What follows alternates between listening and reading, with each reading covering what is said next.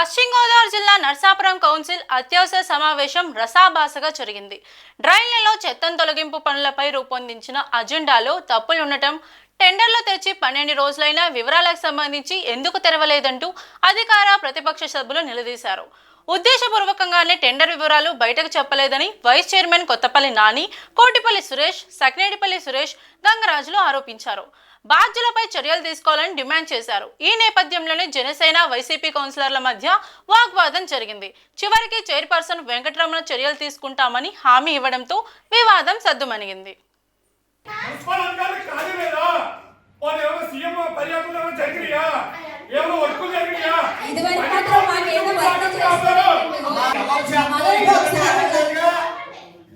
గౌరవ కౌన్సిల్ ఎందుకు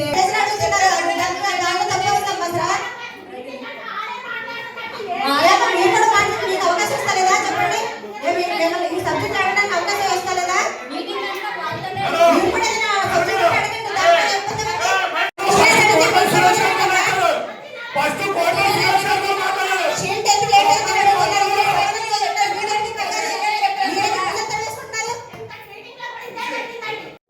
ఈ టెండర్ కూడా పిలవడం జరిగింది.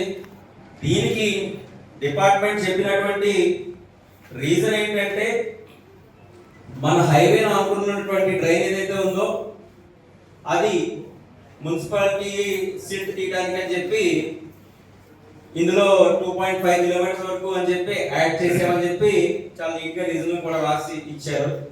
మంచిదే, కానీ ఈ హైవే ఆనుకున్నటువంటి డ్రైన్కి మన డ్రైన్స్ అన్ని కనెక్టివిటీ ఉన్నాయా లేవా? ఈ హైవే ఆనుకున్నటువంటి ఒక డ్రైన్, మన 2.8 కిలోమీటర్స్ డ్రైన్ ఏదైతే ఉందో దానికి మన డ్రైన్స్ అన్ని ఆనుకుని ఉన్నట్టు ఉన్నాయా లేవా? అది మున్సిపాలిటీకి హైవే అథారిటీ వాళ్ళు అప్పు చెప్పేశారా? కంప్లీట్ చేస్తాం, మీరు ఇంకా దీని మెయింటెనెన్స్ మీరు చేసుకోండి అని చెప్పి కానీ ఏదైనా అప్పు చెప్పారా అనేది నాకు క్లారిటీ కావాలి. 5,000 ఇదేమో దాదాపు 40 లక్షలు చెప్పారంటే ఎదగరం చాలా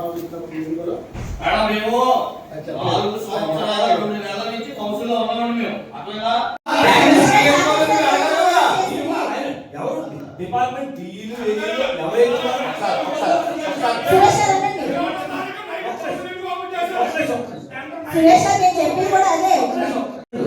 మనకి ఇప్పుడు ఎగ్జిక్యూటివ్ ఉన్నారు కాబట్టి డిఈ గారు కానీ ఇదిగో టెండర్ అయిపోయింది, మనం ఓపెన్ చేయాలి, మాకు ఈ కావాలని అడగాలి, అడిగి తీసుకోవాలి. అడిగినా ఎవరు అప్లై చేస్తారండి? డిఏ కూడాను అదే కదా ఇక్కడ వచ్చే ప్రాబ్లం, అదే కదా. కమిషన్ ఇవ్వలేదన్నారండి.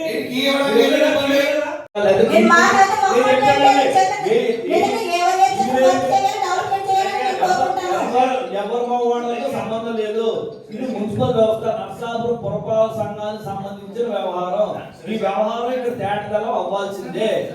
ఇంట్లో ఇచ్చేసి పెట్టండి, మీరు ఇచ్చేది మీరు ఇవ్వలేదు, అది మన ఇంట్లో పనండి.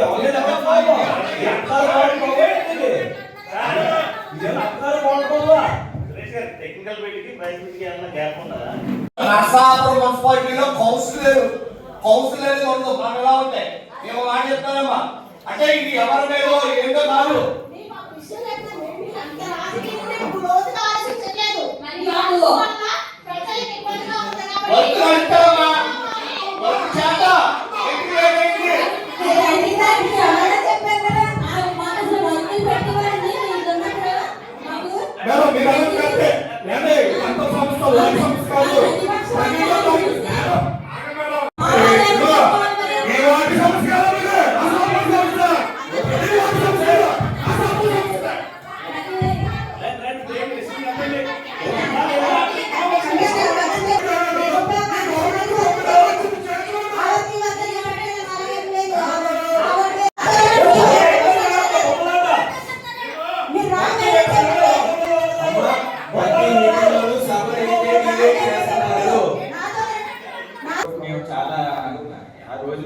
అలాగే టెండర్ టెక్నికల్ ఎవాల్యుయేషన్ చేయడానికి టెక్నికల్ బిడ్ ఓపెన్ చేసింది, అంటే అది టెండర్ ఓపెన్ చేసింది అంటే ఆ రోజు టెక్నికల్ ఎవాల్యుయేషన్ చేసేదండి.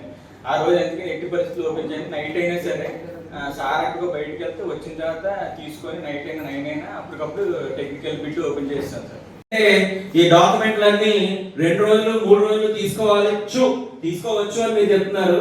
తీసుకోవచ్చు అని చెప్పినప్పుడు మనం ఈ పని మనం ఏప్రిల్లో కాదు, మేము కౌన్సిల్ ఏమి కూడా మీరు నవంబర్లో తీసుకొచ్చినా డిసెంబర్లో తీసుకొచ్చినా ఇది ప్రతి సంవత్సరం ప్రతి మున్సిపాలిటీలోనూ డీసెంటేషన్ అనేది ఒక వర్క్ అది జరుగుతూనే ఉంటది. సెంట్రల్ గవర్నమెంట్ అదే స్టేట్ గవర్నమెంట్ నుంచి కొంచెం ఫండ్ వస్తుంది, దానికి మ్యాచింగ్ గ్రాంట్ వేసి చేస్తాం ఈ పని. దీనికి గ్రాంట్ కూడా అంత ఇబ్బంది ఉండదు. ఎప్పుడు కూడా ఎర్లీగా ఎందుకు తీసుకురాలేకపోయారు, మీరు అంత స్టడీ చేసే ఉద్దేశం మీకు ఉన్నప్పుడు మీకు అంత స్టడీ చేసి మీరు అంత పక్కగా చేసే ఉద్దేశం అనుకుంటే డిపార్ట్మెంట్ ఉంటే మనం టైం ముందే ఎర్లీగా చేసుకుని ఎర్లీగా ఈ పార్టీ వర్క్ చేసి ఉంటే కనుక హాఫ్ ఆఫ్ ద వర్క్ అవ్వదును. నిన్న భారీ వర్షం రవాణా మొత్తం ఊరంతా కూడా పొద్దున 7 గంటల నుంచి రాత్రి 9 దాకా ఊరంతా వర్షమే, కరెంట్ లేదు, ఎక్కడికక్కడ చెట్లు పడిపోయినాయి, ఎక్కడికక్కడ కరెంటు పోల్లు అంతా వ్యవస్థ అంతా అస్తవ్యస్తంగా అయిపోతే రాత్రి 9 అయింది నియోజకవర్గం అంతా కూడా పవర్ మళ్ళీ రీషూట్ చేయడానికి. ఒకసారి సమాధానం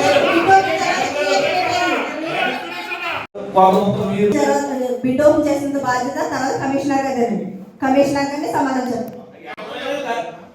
కరెక్ట్ ఎవరి బాధ్యత అయితే కమిషనర్ గారి బాధ్యత వాస్తవాలు పూర్తిగా ఎవరు